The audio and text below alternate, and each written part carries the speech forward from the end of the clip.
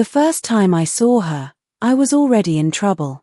Not minor trouble, major, life-altering trouble. I had trespassed into the inner sanctum of the Zephyrian Empire's central palace, a place humans were explicitly forbidden to enter. My ship had malfunctioned in orbit above Zephyria Prime, forcing me to land near the palace docks. I had no clearance, no disguise, and no idea how close I was to stepping into history or death. The palace itself was massive, spiraling towers of iridescent metal that reflected the twin suns, creating a spectacle of light and color so overwhelming that for a moment, I thought I was hallucinating.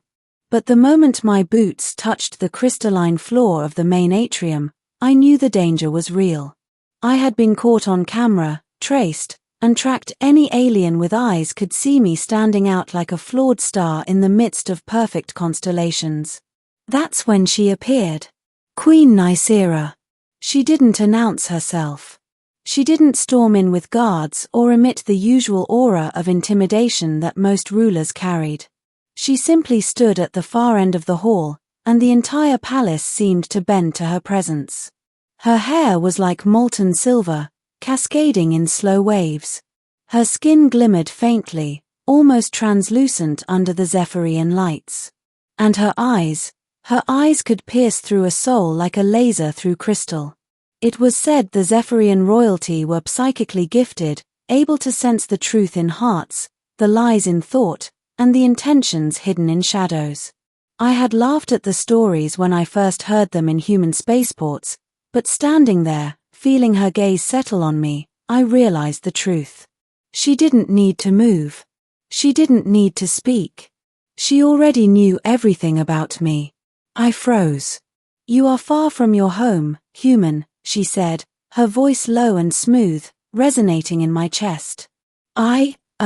Technical malfunction," I stammered. "Ship, I couldn't." "Your excuses are irrelevant," she interrupted, stepping forward. Her steps echoed in the hall, but it wasn't sound that dominated, it was presence. It was authority, unyielding and precise.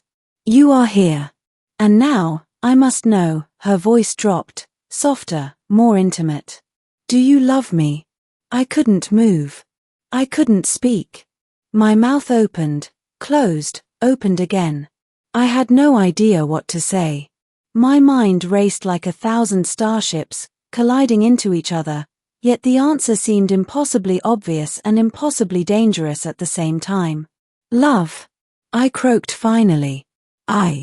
"Do you?" she pressed, taking another step closer. She wasn't threatening me. Not in the usual sense. But the psychic weight of her question crushed me.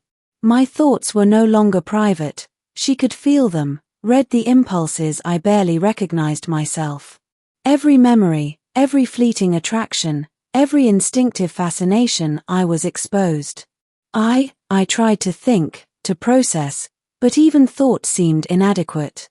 How could I explain that my feelings were raw, unformed, and yet overwhelming? How could I admit that the first moment I saw her, I had been struck, and that strike had echoed into something deeper than fear or awe? She tilted her head, watching me. There was no judgment, only expectation. And the longer I hesitated, the more the palace seemed to hum with energy, resonating with her own psychic presence, amplifying the gravity of the moment. "I can sense it," she said quietly. "You have felt it for days, haven't you?" My heart stuttered. How could she know that? I had tried to mask it, tried to act indifferent, but she had already seen through every human pretense. I swallowed. "I don't know what I am." "You do," she interrupted, stepping so close now that I could feel the faint warmth of her presence. "Humans try to hide from their feelings. We Zephyrians do not. And yet, you cannot deny it." I felt trapped, not in the physical sense, but in the psychic gravity of her gaze. Every instinct screamed to run, to flee, yet every part of me wanted to remain. I wanted to confess, to admit the truth that even I wasn't ready to confront. I loved her. And that love terrified me. Then speak, she urged. Not to me. To yourself. Admit it. The room felt like it contracted. Time slowed. The walls, the floors, the ceilings, they all faded into insignificance, leaving only the Queen and me suspended in a universe of unspoken truth. My voice shook, barely audible. I think I do. She studied me, eyes narrowing slightly. There was a long pause, a silence so complete it was almost unbearable. Then she smiled. Not the cruel, commanding smile of a ruler asserting dominance, but the gentle, knowing smile of someone who had finally recognized a kindred spirit. I thought so, she said softly. And now you understand the power of honesty, even when it terrifies you. Over the next cycles, our connection grew. It was dangerous, forbidden, and exhilarating. I was a human, and she was the sovereign of a star-spanning empire. Our people would never allow such a bond, yet the psychic link we shared created a space where rules and protocols became meaningless. I learned about her world, its politics, its rituals, its intricate hierarchy where one wrong move could obliterate an entire family line. And she learned about me, my fears, my hopes, my memories of Earth, of home, of the life I had led before I landed in her palace. It wasn't easy. Not even close. Every moment was a delicate dance. Every word I spoke, every glance I gave, had to navigate centuries of expectation and centuries of human inexperience.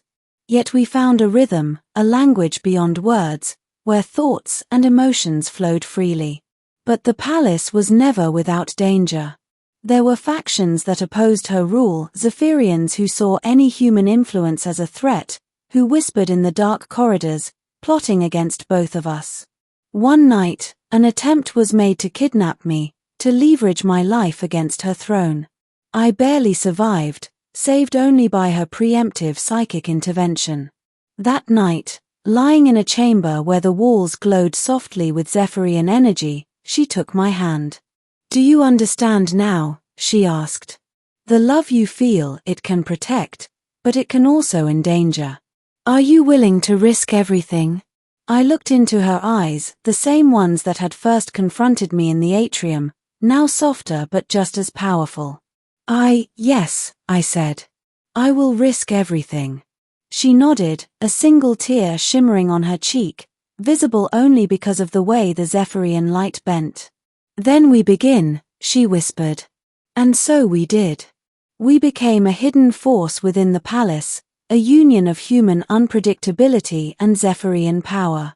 Together, we uncovered plots, navigated court intrigue, and slowly, subtly, shifted the Empire's perception of humans. Our bond became legend, whispered in corridors where only the brave or foolish dared to speak. Yet even as the Empire changed, I never forgot the first moment she had asked me the question. I had been paralyzed, unable to move or speak, caught between fear and awe, honesty and survival. And in that moment, I had learned more about myself than I ever had. That love, even in the face of danger, even in a palace of shadows and power, could be a force stronger than fear.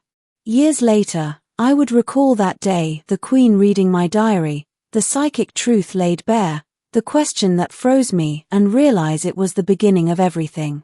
Because the moment she asked me, "Do you love me?"